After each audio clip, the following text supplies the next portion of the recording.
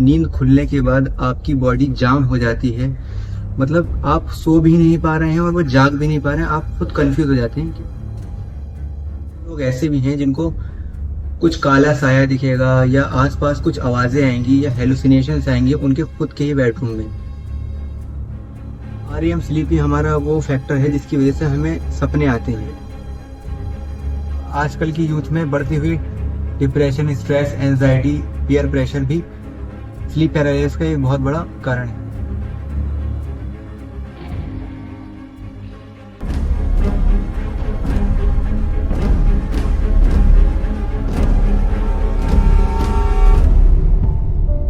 दोस्तों, आपने या आपके किसी भी करीबी ने अपनी लाइफ में कभी ना कभी ये चीज़ ज़रूर एक्सपीरियंस करी होगी या उसका नाम ज़रूर सुना होगा, यानी कि स्लीप पैरालिसिस।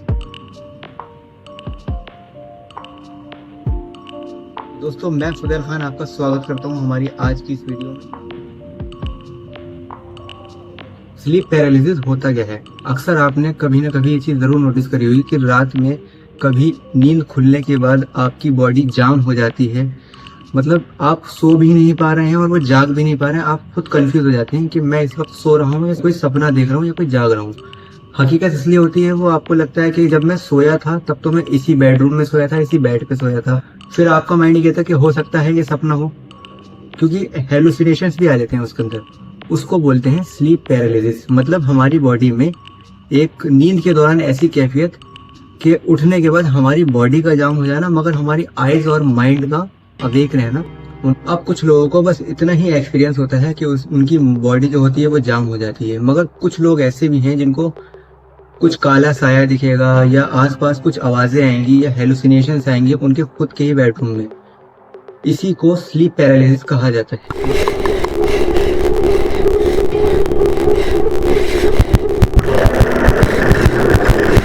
तो दोस्तों, स्लीप पैरालिसिस आपको कुछ सेकंड से लेके 1 या 2 मिनट, हद से हद 5 मिनट तक होता है। इससे ज्यादा ये किसी को नहीं होता। 8% से 50% तक की आबादी को स्लीप पैरालिसिस अपनी लाइफ में कभी ना कभी हुआ होता है। 28% स्टूडेंट्स को स्लीप पैरालिसिस होता है।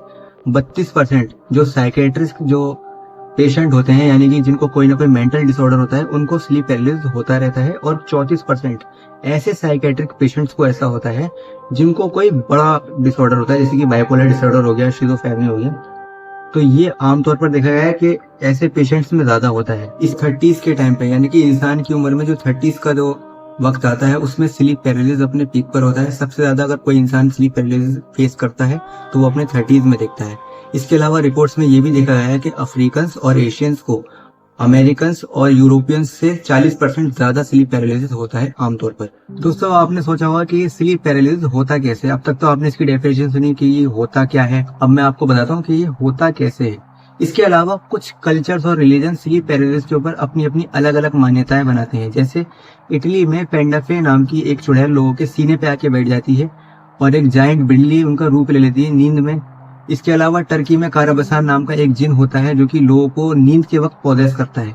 अब दोस्तों, जो लोग इन अंधविश्वास में अपना बिलीव नहीं रखते हैं, जैसे कि जो लोग साइंस को ज्यादा मानते हैं, वो लोग खुद कंफ्यूज हो जाते हैं कि ये स्लीप पैरालिसिस कहीं मुझे कोई बीमारी तो नहीं है, कहीं मुझे कोई मेंटल डिसऑर्डर तो नहीं है। तो आइए आज हम इस पे ही बात करते हैं कि स्लीप पैरालिसिस होता कैसे है। दोस्तों, इंसानों में नींद के 4 फेज होते हैं। सबसे पहले अवेकन या लाइट स्लीप, जिसे आप लोग कच्ची नींद भी बोलते हैं। दूसरी स्टेज मॉडरेट स्लीप। तीसरी स्टेज डीप स्लीप। इसके बाद चौथी स्टेज REM यानी कि रैपिड आई मूवमेंट। इससे पहले जो 3 स्टेजेस होती हैं वो होती हैं NREM में, यानी कि नॉन रैपिड आई मूवमेंट। मतलब हमारे 2 तरीके होते हैं सोने के, एक होता है REM और एक होता है NREM। 3 स्टेजें आती हैं नॉन रैपिड आई मूवमेंट में, जिसमें हमारी आंखें हिलती नहीं है। और जो आखिरी का जो स्टेज होता है REM यानी कि रैपिड आई मूवमेंट, उसमें हमारी आंखें हिलती रहती हैं और हमारी धड़कनें भी ऊपर नीचे होती रहती हैं, टेम्परेचर ऊपर से नीचे तक होता रहता है। दोस्तों, REM स्लीप ही हमारा वो फैक्टर है जिसकी वजह से हमें सपने आते हैं। आमतौर पर जब हमें सपने आते हैं तो हमारा ब्रेन हमारी बॉडी में मोटर न्यूरॉन्स को डीएक्टिवेट कर देता है ताकि हम कोई हाथ या पैर ना हिला सके। इसके लिए बहुत पावरफुल न्यूरोट्रांसमीटर रिलीज किए जाते हैं हमारी बॉडी में। कभी कभी किसी न्यूरोट्रांसमीटर को रिलीज करने में अगर कोई फेलियर हो जाता है, कुछ मूवमेंट हो जाता है, जैसे आँख खुल जाना या कुछ बोल देना, वोकल कॉर्ड्स हिल गया, तो दोस्तों स्लीप पैरालाइज के पीछे भी यही साइंस है कि हमारे माइंड में न्यूरोट्रांसमीटर्स का रिलीज होते वक्त फेलियर हो जाना। अगर मैं इसको आसान शब्दों में समझाऊं तो मान लीजिए बॉडी में माइंड ने पूरी बॉडी को मैसेज दे दिया कि अब हमें उठ जाना है, मगर हमारा वो मैसेज सिर्फ और सिर्फ आँख ने कवर करा, तो आँख तो खुल गई मगर पूरी बॉडी अभी उस स्टेट में नहीं आई है खुलने के। तो स्लीप पैरालिसिस के पीछे वजह भी यही है कि न्यूरोट्रांसमीटर के रिलीज होने में फेलियर। दोस्तों अब जब इसके पीछे कोई अंधविश्वास नहीं तो आपके माइंड में सवाल आ रहा हो कहीं मुझे कोई बीमारी तो नहीं या ये कोई मेंटल डिसऑर्डर तो नहीं। तो दोस्तों इसका सीधा सा एक शब्द में जवाब है नहीं। Sleep paralysis is harmless. ये ना ही तो कोई मेंटल डिसऑर्डर है ना ही कोई बीमारी। दुनिया की कितनी ही रिसर्चेज में ये पता चला है कि स्लीप पैरालिसिस नॉर्मल है, हार्मलेस है, इससे इंसान को कोई भी नुकसान नहीं होता है। दोस्तों अब बात ये आती है कि कोई तरीका है स्लीप पैरालिसिस को ख़त्म करने का या जिन लोगों को ये अक्सर रोज़ाना होता है उनको कम करने का। तो दोस्तों हाँ, ऐसा किया जा सकता है। हम स्लीप पैरालिसिस को कंट्रोल भी कर सकते हैं और ख़त्म भी कर सकते हैं। कैसे, मैं आपको बताता हूँ। दोस्तों नीलसन की स्टडी के अनुसार 61% भारतीय रोज़ाना 7 घंटे से कम सोते हैं। इसके अलावा अगर आप देखेंगे तो लोकल सर्कल के सर्वे के अनुसार 61% भारतीय 4 घंटे से कम की अनइंटरप्टेड नींद ले रहे हैं। दोस्तों REM स्लीप के पैटर्न को अगर कम कर दिया जाए, जो कि आप 1 से 2 घंटे नॉर्मली लेते हैं, तो स्लीप पैरालाइसिस की संभावना ज़्यादा बढ़ जाती है। 7.6 आवर्स ये इंडियंस का एवरेज स्लीपिंग टाइम था रात का, मगर 2022 के सर्वे में ये 6.8 आया है। इसी के साथ साथ द प्रिंट के इस आर्टिकल को अगर आप देखेंगे तो इसमें साफ साफ ये लिखा हुआ है कि सिर्फ 2% भारतीय रात में 8 से 10 घंटे सो पाते हैं। 98% भारतीय रात में 8 घंटे भी नहीं सो पाते हैं।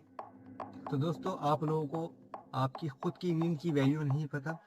नेटफ्लिक्स एक बहुत बड़ा OTT प्लेटफॉर्म है। जब उससे ये पूछा गया कि उसका सबसे बड़ा कॉम्पिटिटर कौन है, तो ज़रा गैस कीजिए उसने किसका नाम लिया होगा। आपके माइंड में आ रहा होगा अमेजोन, फेसबुक, यूट्यूब या फिर कोई और अदर सोशल मीडिया प्लेटफॉर्म, मगर नहीं। मैं आपको बताता हूँ, शायद आपको थोड़ी बहुत हैरानी हो। नेटफ्लिक्स ने कहा कि लोगों की नींद मेरा सबसे बड़ा कॉम्पिटिटर है। दोस्तों इसके अलावा आजकल की यूथ में बढ़ती हुई depression, stress, anxiety, peer pressure भी स्लीप पैरालिसिस का एक बहुत बड़ा कारण है।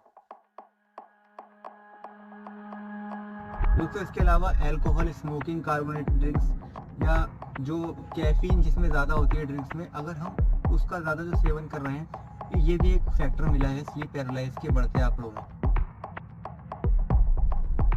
रात में सोने से पहले चाय पीना, कैफीन पीना, कोल्ड ड्रिंक पीना या स्मोकिंग करना, उससे भी आपकी नींद जो है वो उसके पैटर्न्स कम होते हैं, जिस वजह से स्लीप पैरालिसिस होती है। इसके अलावा एक चौथा पॉइंट है स्लीप पैरालिसिस का, वो है जेनेटिकली, फैमिली हिस्ट्री होना। अक्सर स्टडीज़ में ये देखा गया है कि जिन लोगों को ज़्यादातर होती है स्लीप पैरालिसिस, उनके घर में ही कोई ना कोई दूसरा सदस्य ऐसा ज़रूर होगा जिसको स्लीप पैरालिसिस होगी। दोस्तों फैमिली हिस्ट्री को हम आसान शब्दों में ऐसे समझ सकते हैं कि मान लीजिए हमारा कोई एंसेस्टर किसी वॉर में रहा हो या उसके ऊपर कोई ऐसा स्ट्रेस आया हो जो कि उसका उस वक्त तो कभी ख़त्म हो गया हो, मगर वो उसके DNA में रह गई हो और वो जेनेटिकली म्यूटेशन होते होते हमारे पास आ गया हो। तो जिन लोगों को ये अक्सर ज़्यादा तो होता है तो ये उनकी फैमिली हिस्ट्री में आ जाता है। तो ये सारी इसकी वजूहात थी। स्लीप पैरालिसिस एक बिल्कुल हार्मलेस फिनोमिना है। इसमें कोई भी घबराने की, कोई डरने की बात नहीं है। ये बिल्कुल नॉर्मल है साइंस के हिसाब से भी, और अंधविश्वास तो होता ही नहीं है कुछ। तो आप बिल्कुल भी ना घबराएं, इसमें ये कोई मेंटल डिसऑर्डर नहीं है। जिन लोगों को होता है उनको ये वीडियो दिखाएं ताकि उनको इसके बारे में पता चले। दोस्तों ये वीडियो हमारी आज की यहीं ख़त्म होती है। आपका हमारा यहाँ तक जुड़े रहने के लिए शुक्रिया, और हमारे इस चैनल को सब्सक्राइब कीजिए, लाइक कीजिए, अपनी राय हमें कमेंट में बताइए। धन्यवाद बहुत बहुत।